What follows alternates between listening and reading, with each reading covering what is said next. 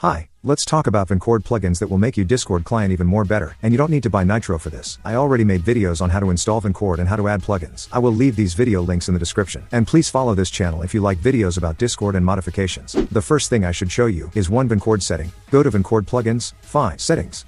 This plugin is enabled by default. Then go to the configuration of this one.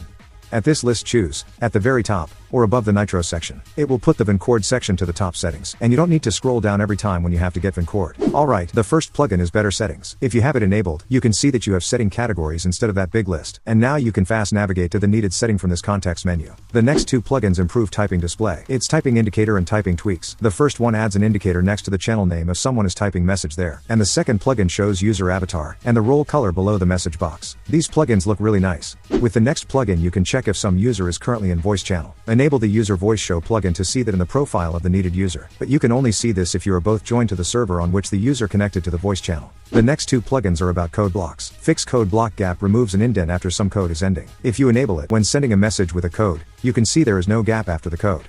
ShikiCodeblocks makes code messages nice to see. Now the code looks like some IDE code block. It adds line numbers and the big copy button. It's easy to navigate inside some long code. FriendsSince, it's a plugin that shows when you became friends with someone. You can see that only on this pop-out when you just click on user in some chat or channel. The next plugin is really useful. It's SearchReply. With this one you can make a reply in from the search results. Just right-click on the needed message and reply.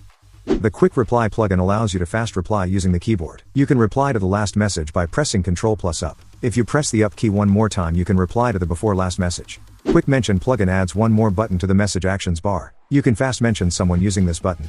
You can also fast delete and edit messages. Enable the MessageClickActions plugin. Then hold the backspace key and click on the needed message to remove it. I also use MessageLogger plugin. That's why I can see deleted messages. Double-click to your message to edit it. And double-click on others' messages to reply.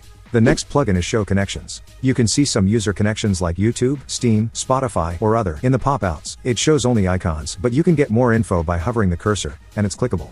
Leave a comment if you got any question or want to see some other content on Discord. Thanks for watching.